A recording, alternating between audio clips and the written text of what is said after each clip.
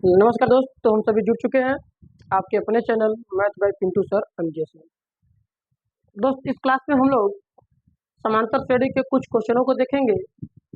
यानी कि इसके पहले वाले क्लास में जो हम लोग समांतर श्रेणी का व्यापक पद और एनवां पद के बारे में जाना था और एक दो क्वेश्चन को भी हम लोग लगाए थे दोस्त, उसी तर्क पे आज कुछ जबरदस्त क्वेश्चनों को देखेंगे। यानी जो इम्पोर्टेंट क्वेश्चन होंगे उसके बारे में हम लोग जानेंगे। यानी समांतर श्रेणी का जो भी क्वेश्चन है इम्पोर्टेंट, जो भी टिपिकल क्वेश्चन होंगे दोस्त, उसके बारे में हम जानेंगे। चलिए हम लोग कुछ क्वेश्चन के बारे में देखते हैं। दोस्त, बॉक्स वाला क्लास हम लोग अगले क्लास में देख चुके हैं। हमें एक क्वेश्चन कह रहा है, क्वेश्चन नंबर 4 है दोस्त इस चैप्टर का, जो कि 5.2 का है। कह रहा है एक एपी है, लिख देते हैं 3, 8, 13, 18, 3, 8, 13, 18 डॉट डॉट डॉट का कौन सा पद 78 है। क्या है दोस्त? 78 है।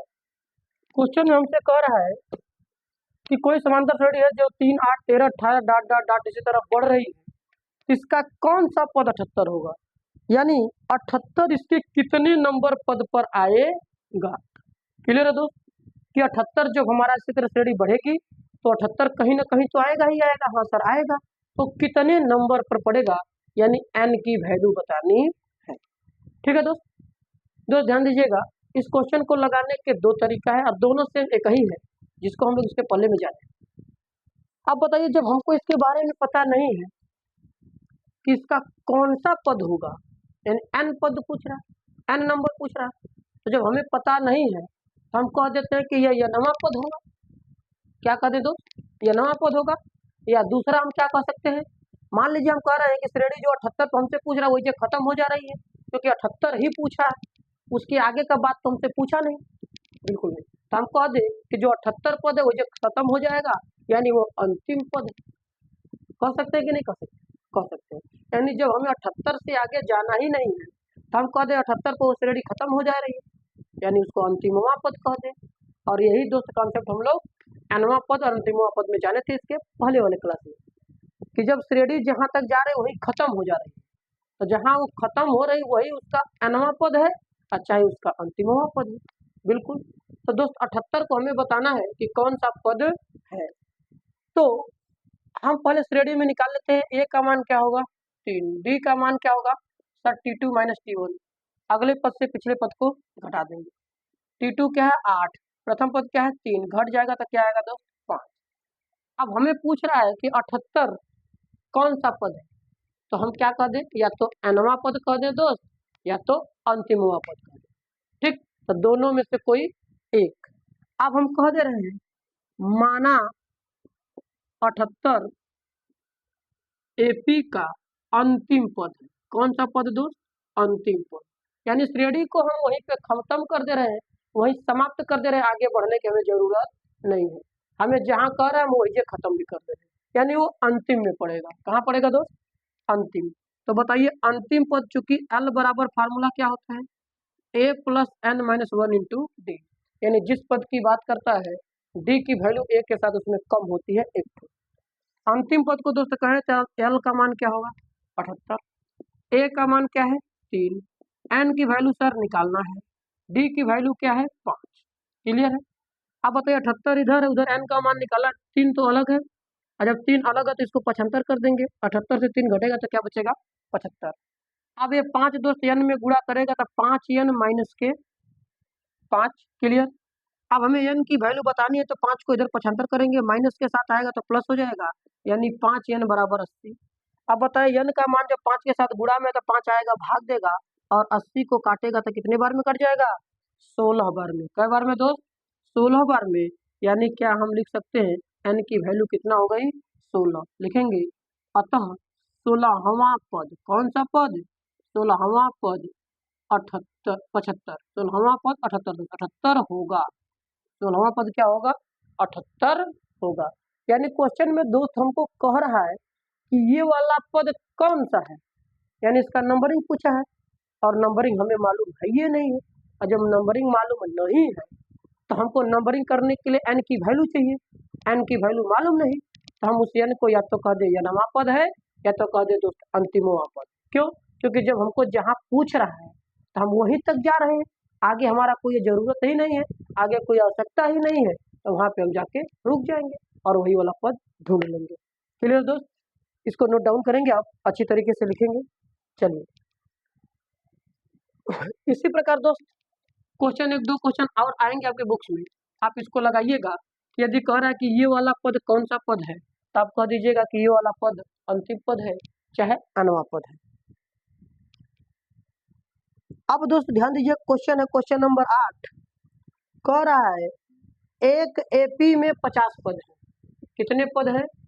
50 पद, यानी नंबर दे दिया n की वैल्यू 50, जिसका तीसरा पद 12 है, यानी T3 का मान दोस्त दिया है 12, और कह रहा है अंतिम पद 106 है, तो 29वां पद ज्ञात कीजिए।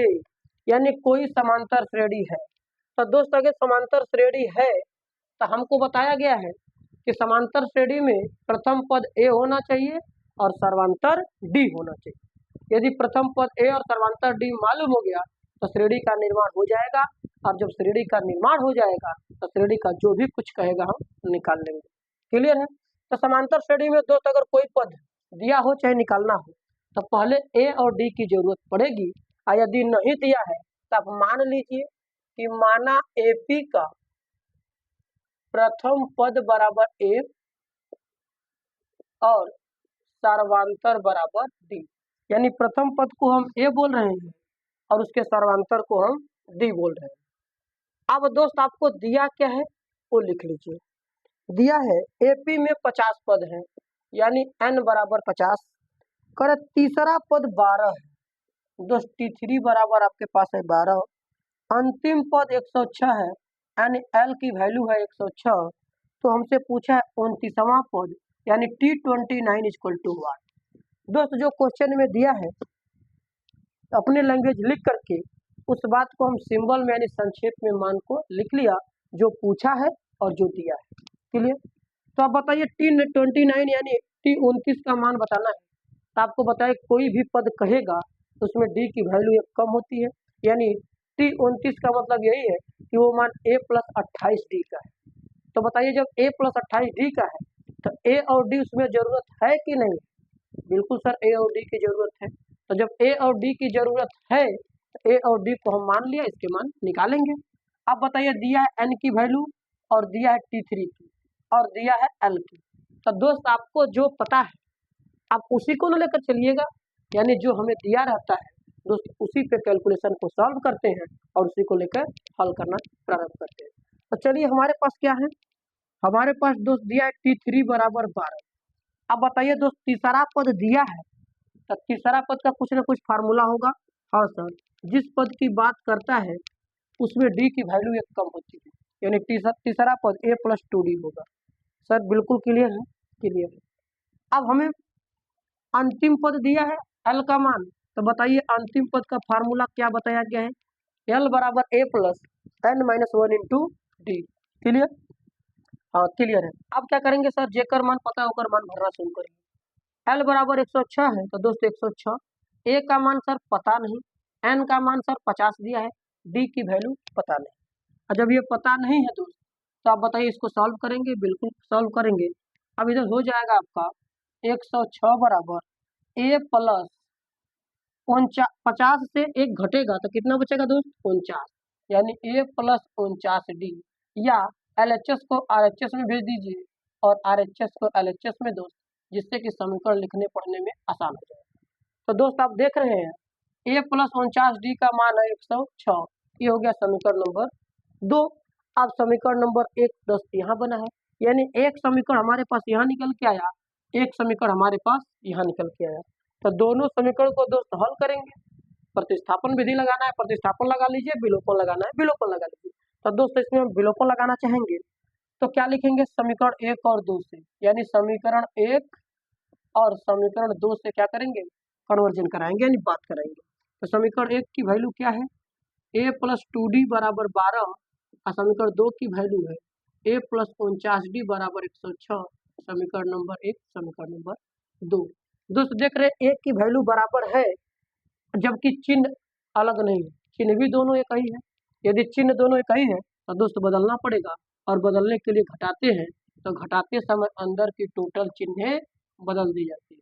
तो टोटल चिन्ह बदल दिया, अब ए से कट जाएगा, 2 से 49 घटेगा तो माइनस के 47 डी, 106 से अगर 12 घट जाएगा तो माइनस के 94 आएगा दोस्त। अब बताइए 47 से माइनस कटा और जो बचा इधर 47 से 94 कटेगा तो कितना आएगा 2, यानी डिफरेंस का मान 2 निकल के आया, सर्वांतर 2 निकल गया दोस्त। और जब डी का मान निकल जाता है तो कहीं ना कहीं ले जाके रख देते हैं। ये सर डी का मान समीकरण 1 में कहाँ रखेंगे, समीकरण 1 में। समीकरण 1 क्या बना है, समीकरण 1 बना है a + 2d बराबर 12, बिल्कुल यही बना है सर, यही बना है। अब बताइए जब डी का मान मिला है तो 2 रख देंगे, तो 2 गुणा 2 बराबर 12।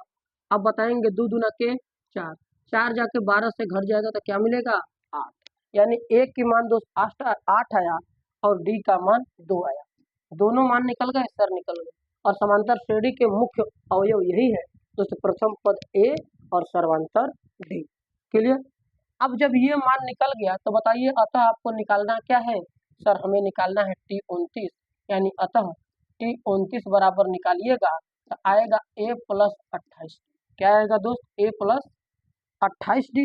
आप बताइए a की वैल्यू हमारे पास आई है 8 + 28 गुणा d की वैल्यू आई है 2, 8 + 28 गुना के 56, 56 में 8 जोड़ देंगे तो कितना हो जाएगा 64, यानी सर T29 जो 29वां पद है वो 64 है। क्या है दोस्त, 64।